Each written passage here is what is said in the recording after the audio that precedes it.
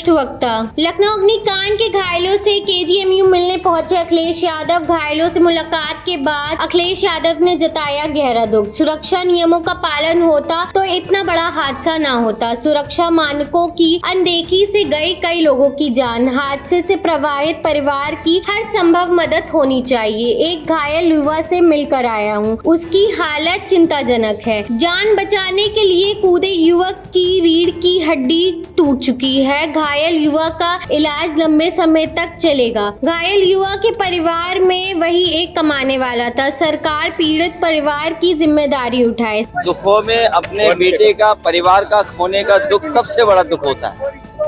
दुखों में भी सबसे बड़ा दुख इस बात का होता है कि आप अपने परिवार के बेटे को, परिवार के सदस्य को खो दें। और अगर सुरक्षा को लेकर के, अगर सुरक्षा नियमों का पालन हुआ होता तो इतना बड़ा हादसा नहीं होता। सुरक्षा नियमों के पालन न होने की वजह से इतने बड़े लोगों की जान चली गई। और कुछ लोग अपने व्यक्तिगत और अहंकार में किसी की सुनना भी नहीं चाहते हैं। और सच्चाई तो यह है कि जो परिवार वाले होते हैं वो अपने परिवार के सदस्यों के होने का दुख समझते हैं। ये दुखद घटना हुई है और परिवार के लोगों की मदद हो इनकी। अभी जिस नौजवान से मैं मिल के आया हूँ वो वही नौजवान है जो वीडियो में हमने आपने देखा कि वो खिड़की से कूद गया। उसके चोटें हैं, स्पाइन में है, वो जॉब करता था। उसके परिवार के लोगों ने कहा कि अभी तो बहुत दिन इलाज चलेगा। उसकी माँ नहीं है और परिवार का कौन देखभाल करेगा। उस परिवार में अकेला कमाने वाला था। अगर सरकार नहीं मदद करेगी तो कौन मदद करेगा। ऐसी घटनाओं में सरकार की जिम्मेदारी बनती है कि पूरी मदद करें। हमारी मांग है कि जो व्यक्ति 50,000 की नौकरी में काम करता था, जब तक वो स्वस्थ नहीं होता है दोबारा नौकरी के लिए नहीं पहुंचता है, तो जो उसे वेतन मिलता था वो तो मिले ही मिले। और इलाज को लेकर के भी पूरा इंतजाम सरकार को करना चाहिए।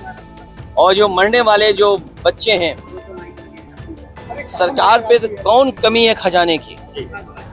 सरकार को बड़ी मदद करनी चाहिए। और अगर सरकार 1 करोड़ भी मदद करती है, क्योंकि नई उम्र के नौजवान थे, 21, 22, 23, 24, 25 साल के थे, उनका भविष्य बनता, वो कल कुछ बन करके दिखाते। वो अपनी मेहनत से कुछ न कुछ कर रहे थे वहाँ, उन्होंने जान खोई, उनकी मदद होनी चाहिए। कम से कम सरकार को 1 करोड़ रुपए की उन परिवारों की मदद होनी चाहिए जिन्होंने की जान गई है। सर, एसआईटी बनाई गई है, एसआईटी जांच कर रही है, अब बड़ी कार्रवाई की बात कर रही है कि थोड़ा हमने और आपने 10 साल से देखा है एसआईटी बनाने का काम। हर घटना में एसआईटी बनती है और लगता तो ऐसा है कि कोई सरकार नहीं है। और सरकार है तो सरकार नियमों का पालन क्यों नहीं कराती। और इस सरकार में जो नक्शे पास हुए होंगे, जो एनओसी मिले होंगे, फायर एनओसी तब मिलेगा तब जाकर के नक्शा पास होगा। लेकिन कौन लोग थे जो फायर एनओसी के लिए अपनी जेब भरते थे और जेब का खजाना कहां तक लेकर के जाते थे। लगता तो ये कि 10 साल से कोई सरकार ही नहीं थी।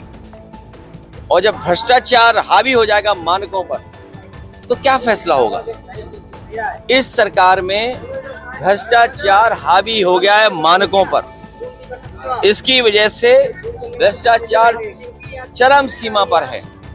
और जो सरकार भ्रष्टाचार से बनी है वो भ्रष्टाचार तो करेगी, क्यों नहीं करेगी। तो इस सरकार ने क्या क्या कहा था। यही मुख्यमंत्री जी ने कहा था कि बुलडोजर चल जाएगा 24 घंटे में। क्या उस बिल्डिंग पे बुलडोजर चला आज तक। गरीबों को उजाड़ने के लिए किसने आग लगा दी थी, याद कीजिए, यहीं पर लखनऊ में। और ये सरकार तो वो है जो अहंकार जिसके अंदर है, अहंकार में चूर है, उन्हें कुछ दिखाई नहीं देता, न समझते हैं। हमने आपने देखा कि किस तरीके से अकबर नगर के लोगों को बुलडोजर चला करके हटा दिया गया। सरकार मदद नहीं करेगी तो आखिर कौन करेगा। युवा के पूरी तरीके स्वस्थ होने तक वेतन दिया जाए। घायलों का इलाज का पूरा खर्च सरकार उठाए। मृतकों के परिवार को कम से कम 1 करोड़ रुपए मिलना चाहिए। ऐसी ही तमाम महत्वपूर्ण खबरों के लिए जुड़े रहें स्पष्ट वक्ता के साथ। धन्यवाद। शर्मा क्यों रहा? दीदी कितनी शाय है ना। वो तो है। दीदी अपने हर बॉयफ्रेंड से ऐसी ही शर्माती है। प्रिया गोल्ड CNC, मीठे में नमकीन का ट्विस्ट।